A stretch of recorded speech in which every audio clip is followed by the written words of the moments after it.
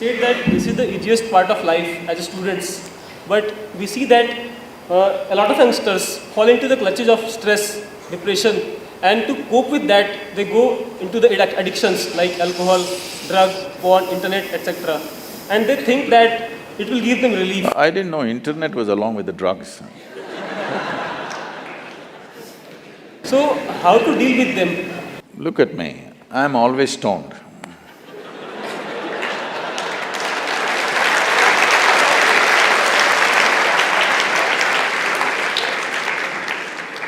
Never been on a substance, but you must understand, whatever stimulants, whatever stimulus you may take from outside, essentially human experience of all kinds is caused only from within. The question is only, are you on push start or are you on self-start? Which is better technologically? Self-start.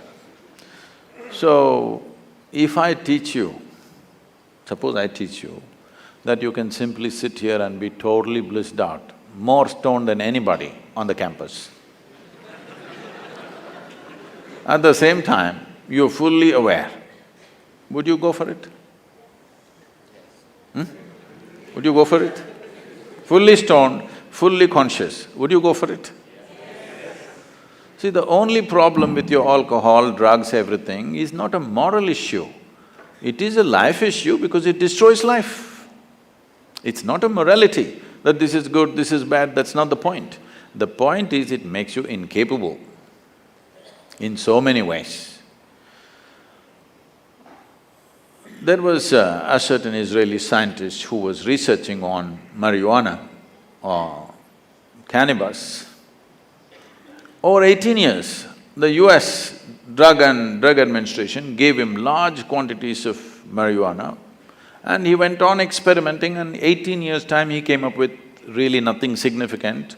And during mid-80s, when American agencies were fighting drug on the street, they changed their policy of fighting the suppliers in Mexico and South America. They decided to fight on the street with the users.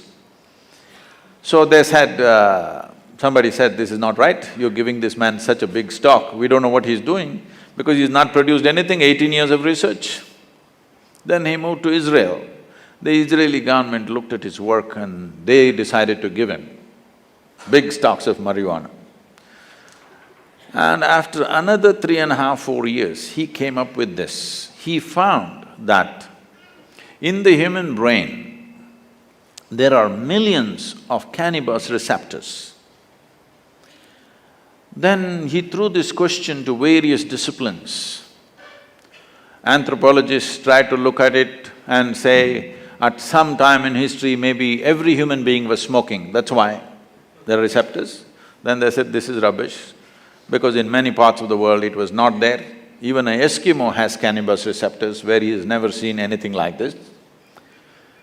Then various things happened, then the neurologists came up with this. They said, always the human brain is waiting for the cannabis, that which causes intoxication, not waiting for it from outside. It can generate from within, that is why there are receptors. So, this is something that we have always known. I can show you, I'm there always, but you look at my eyes, I'm always stoned. But as aware as anybody can be. If you do not know intoxication in life, you will never know a sense of abandon. If you don't have a sense of abandon, you will never walk full stride in your life. You will only walk half steps all the time. Only when there is no fear of suffering, because you're highly intoxicated and fully aware. Not because you consume substances which will take away your awareness, simply because you're keeping the system, the human mechanism at its highest function. Now it is fully self-sufficient, blissed out all the time. Now you will not think of all these things.